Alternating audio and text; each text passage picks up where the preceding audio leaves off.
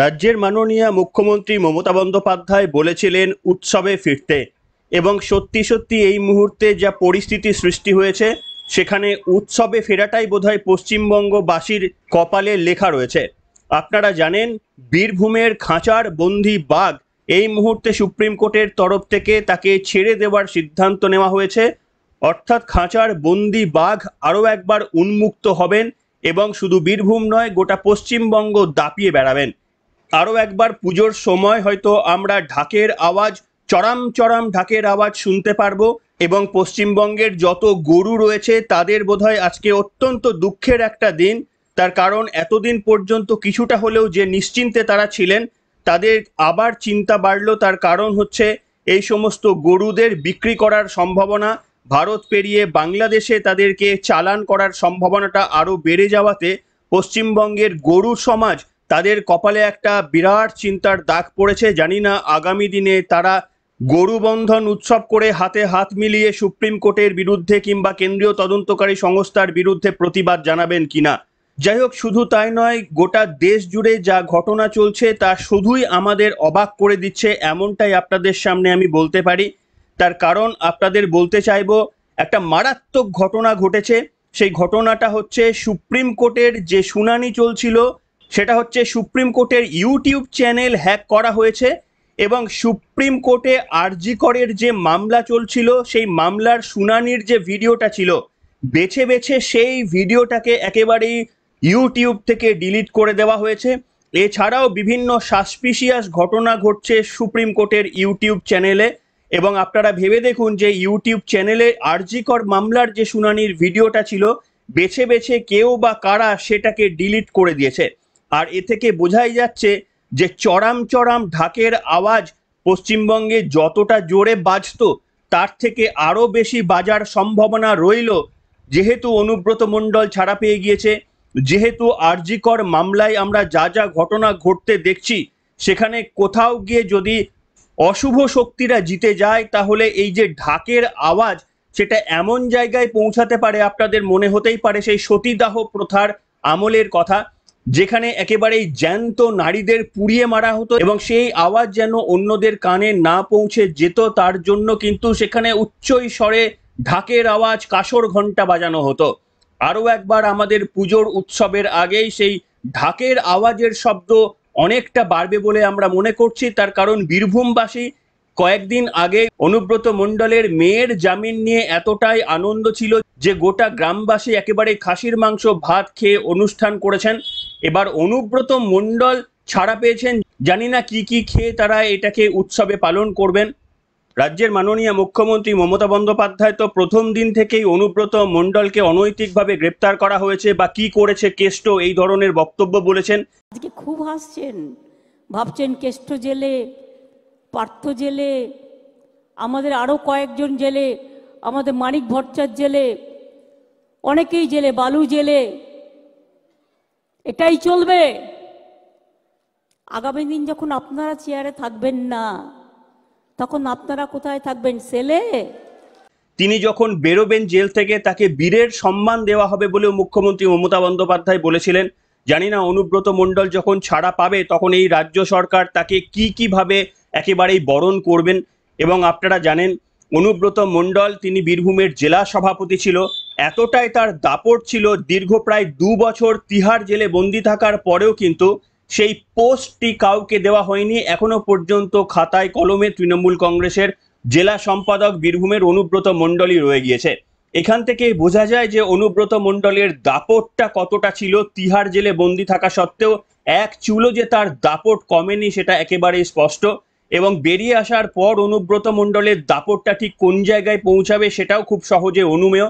তার কারণ টিভির পর্দায় আমরা যা যা দেখেছি, যে অনুব্রত মণ্ডলকে 7-8 বার বা 9 বার 10 বার ডাকার পর, তলব করার পর প্রায় প্রত্যেকটি তলব এড়িয়ে গিয়েছিলেন অনুব্রত মণ্ডল, এবং একেবারে সর্বশেষে উপায় না দেখে তিনি একবার শুধুমাত্রই কেন্দ্রীয় তদন্তকারী সংস্থার ডাকে হাজিরা দিয়েছিলেন, এবং হাজিরা দেওয়ার পরেই আমরা দেখেছিলাম এসএসকেএম হাসপাতালে তিনি ভর্তি হয়ে গিয়েছিলেন। সে নিয়েও প্রচুর বিতর্ক ছিল। রাজ্য সরকারের সম্পূর্ণ সহযোগিতা পেয়েছিল অনুব্রত মণ্ডল, এবং তারপরেই আমরা হঠাৎ করে দেখি কেন্দ্রীয় তদন্তকারী সংস্থা সিবিআই একদিন তার বাড়িতে পৌঁছে গিয়ে তাকে গ্রেপ্তার করেছিল। সেই দিনের কথা আশা করি আপনাদের সকলেরই মনে রয়েছে।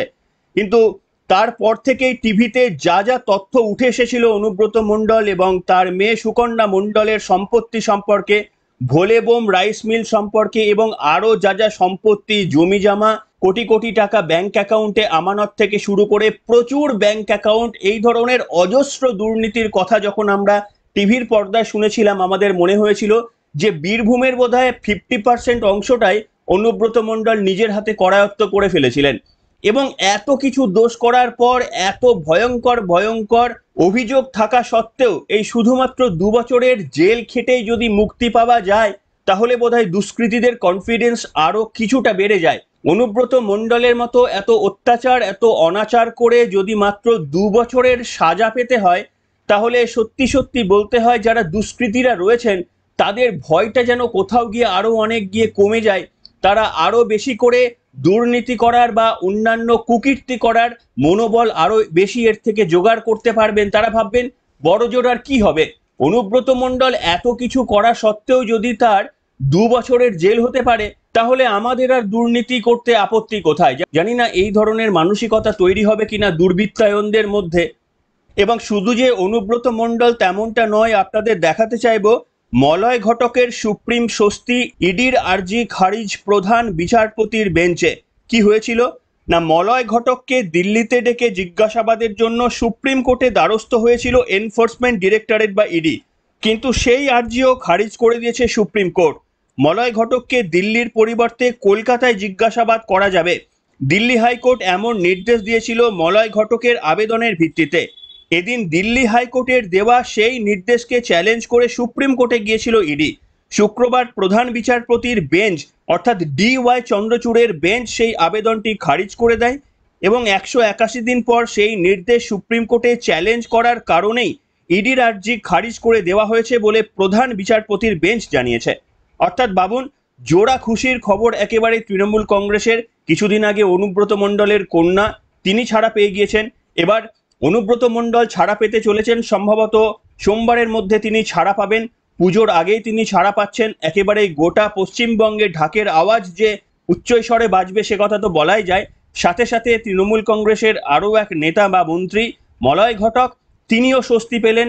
তাকেও বলা হয়েছে না, কষ্ট করে দিল্লিতে তাকে কেন্দ্রীয় তদন্তকারী সংস্থা তলব করতে পারবে না, তাকে কলকাতাতেই তলব করতে হবে। অর্থাৎ জোড়া স্বস্তি। এবং এত কিছু যখন ঘটছে, তখন তৃণমূল কংগ্রেসের বাকি যে সমস্ত নেতা মন্ত্রিত্বরা তারা জেলের ভাত এখনো খাচ্ছেন, তাদের মধ্যে কিন্তু এবার প্রতিক্রিয়া তৈরি হতে শুরু হয়েছে। রেশন দুর্নীতি মামলায় জ্যোতিপ্রিয় মল্লিকরাও বলতে শুরু করেছে যে সবাই জামিন পেয়ে যাচ্ছে, আমি কেন জামিন পাবো না।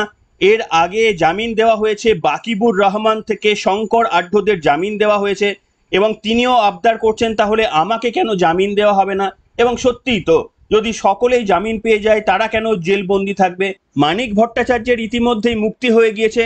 এখন হাতে গোনা কয়েকজন, ওই পার্থ চট্টোপাধ্যায়, জ্যোতিপ্রিয় মল্লিক এবং শিক্ষা দপ্তরের বেশ কিছু লোকজন এখনো পর্যন্ত জেলের মধ্যে রয়েছেন। কিন্তু আমার মনে হয় 40% লোকজন ইতিমধ্যেই তারা ছাড়া পেয়ে গিয়েছেন।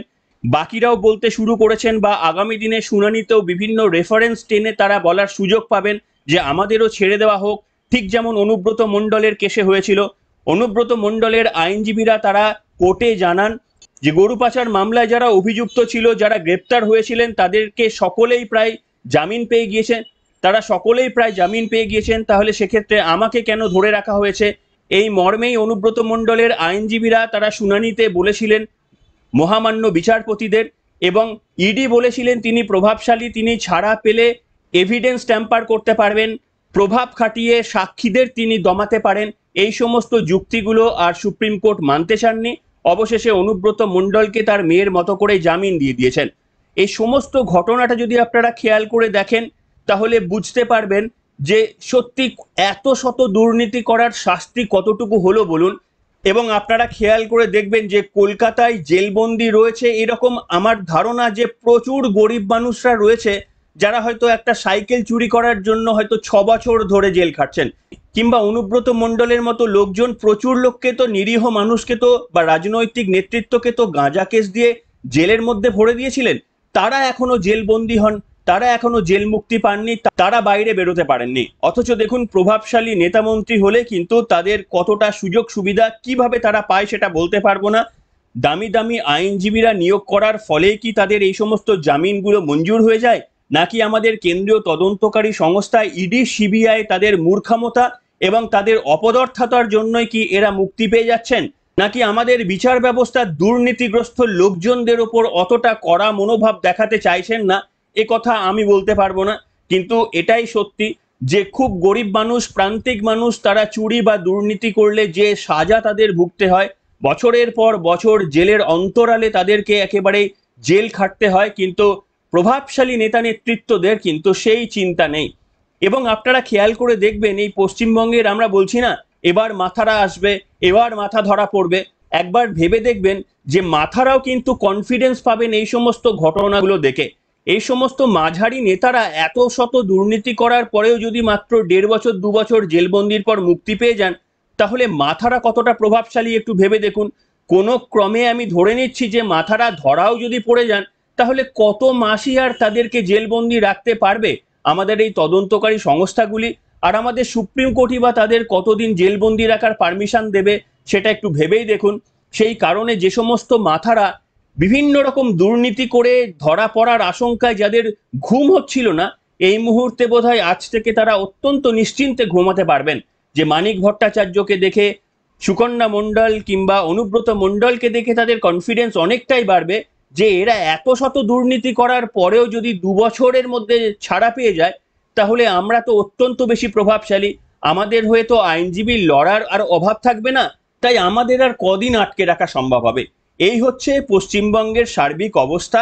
তাই আমাদের এই যে সমাজ দুর্নীতির মধ্যেই যে নিমজ্জিত থাকবে, এ কথা কিন্তু আর বলার অপেক্ষা রাখে না।